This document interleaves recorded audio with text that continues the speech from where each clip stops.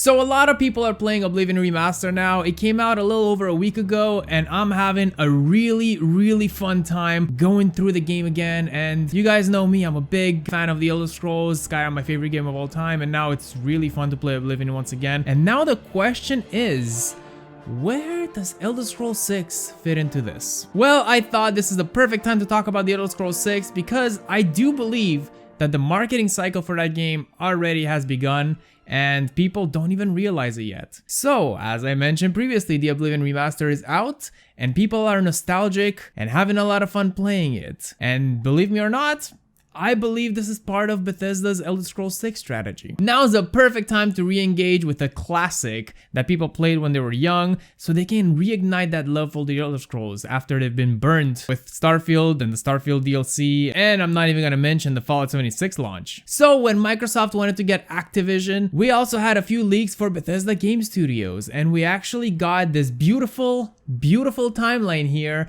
with what their plans were back in, I believe, 2019, right before COVID. So we can see on this image that a lot of games were planned for an earlier release that they actually did. So Starfield on this list actually was planned for 2021. So looking at this list, we can see that the Oblivion Remaster was actually originally scheduled for 2022. It is currently 2025, and wait, what do we see here? In 2024, Elder Scrolls 6 was supposed to launch. Would you look at that? Did that happen?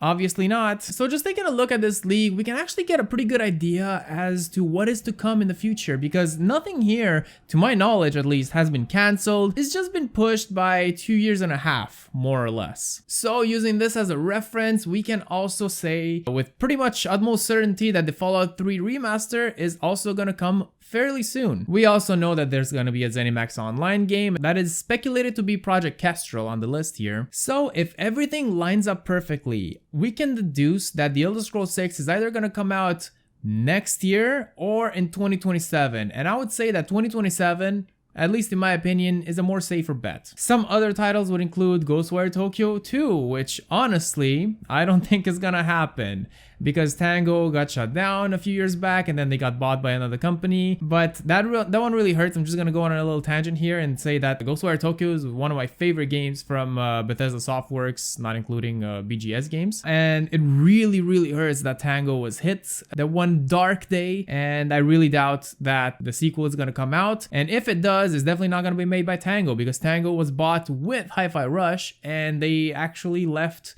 Ghostwire Tokyo, the IP, behind. So Microsoft still holds on to it, but I don't even know if they're gonna be able to make something with it because they don't have any Japanese studios left. But anyway, that's a topic for another day. Let's go back to the Elder Scrolls. And some other titles would be Dishonored 3, which again, I don't know if it's gonna happen because Arcane Austin was also shut down, so I guess we'll see. But what we know for sure is that the Elder Scrolls 6 is Bethesda's most anticipated game, and for sure, that one will come out eventually. At least one would hope. So we all know that the Elder Scrolls 6 was teased back in June 2018, more than 6 years ago, almost 7 years ago. Usually when Bethesda games are in development, Bethesda has this tendency to be very quiet about things, and they don't even like take leaks down or anything. We can see that with the Oblivion Remaster, the most recently, that there were a lot of leaks concerning that game, and no one actually said anything about those. Some of those were fake, I guess, but most were pretty real,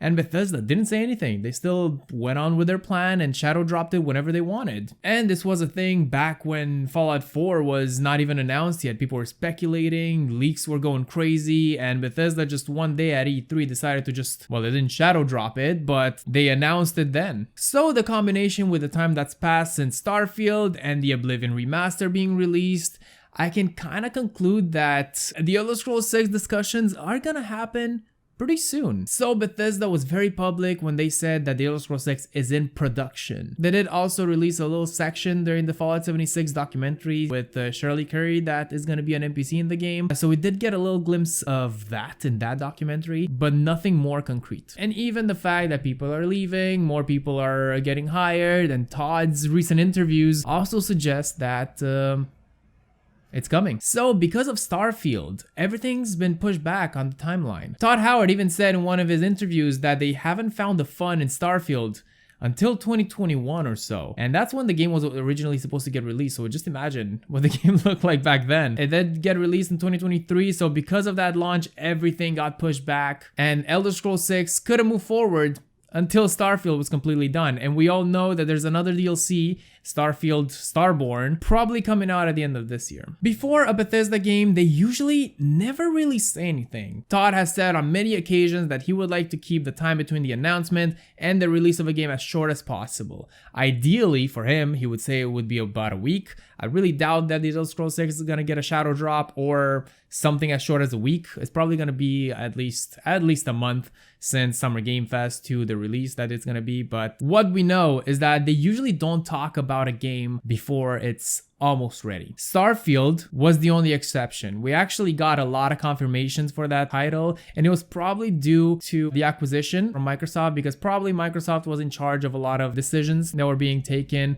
at Bethesda, at least in terms of marketing. But since the Elder Scrolls 6 is going to be more of a routine release for Bethesda, I think that they're going to do it their usual way. And also Starfield suffered a little bit from the overexposure pre-release because people had too much time to get excited and get hyped and started speculating a little too much on Starfield. And then when the game came out, it was definitely a Bethesda game, but people expected a little too much of it. So that's probably why Todd wants to keep the time window so short, because he wants people to get excited, sure, but he doesn't want them to go a little too crazy. And we saw this actually with the Oblivion Remaster most recently, because since that game was a shadow drop, it was probably the shortest amount of time between the reveal and the release that you could have, at least in this universe. But that game did numbers. The Oblivion Remaster is 100% part of the plan, because they made the Oblivion Remaster as accessible as they could. They put it on Game Pass day one. If you don't have Game Pass, you can also get it for $50, which is such a low price point compared to all the other massive releases nowadays, where most games go for $70 or even $80 if you're Nintendo. We're not gonna start that conversation right now. What's unusual with this release is that Bethesda actually gave the IP to someone else to work on it, but it's still the same writing, the same quest structure and everything as the original Oblivion, so probably Bethesda's pride wasn't too hurt. But Virtuos did a great job, and I think they went with a different studio because they're missing time. They actually wanted to get it done before the Elder Scrolls 6, and they didn't want to spend too much time on it so that fans don't get too angry once again, because they keep focusing on re-releases and remasters rather than providing what the fans ultimately want. It's a new Elder Scrolls 6 title. But it did reignite nostalgia and it started the conversation. So that's why I think that the marketing cycle for the Elder Scrolls 6 has already begun. And my proof is that you're watching this video right now. I started talking about it. I'm also part of the plan. They wanted people in general and content creators to make videos and start the discussion around the Elder Scrolls 6. So here we go. We're finally here. It's only been 14 years since the last Elder Scrolls game for us to finally start talking about the Elder Scrolls 6 as if we weren't talking back in 2012. And I would expect Bethesda to be public about their marketing for this game in summer 2027, during Summer Game Fest most likely, or even during the Developer Direct early January in 2027. I still wouldn't expect anything this year. So in conclusion, the storm is coming. Expect a lot of content creators to make more videos about the Elder Scrolls 6, and expect me to make more videos about it as well. So if you haven't yet, I think this is a perfect time to subscribe. Here, we're in the Riva sandbox. We play with sand, whatever the hell that means. So yeah, leave a like if you enjoyed. Leave a comment to let me know what you think about the Elder Scrolls 6, or what you think about the Elder Scrolls 4 Oblivion, since that is a pretty trendy topic at the moment. So are you having fun? Are you excited for the Elder Scrolls 6? Since the release of Starfield, I feel like people's expectations for the Elder Scrolls 6 have gone down, but because of Oblivion coming back, people's hype is starting to, reignite a little bit. So I feel like these are very interesting times, and I love to live through it. So yeah, it's coming. So now click on this video if you want to see the latest video on this channel, or click on this video, whatever I'm gonna put here. So yeah, you have 3 seconds, and now leave me alone.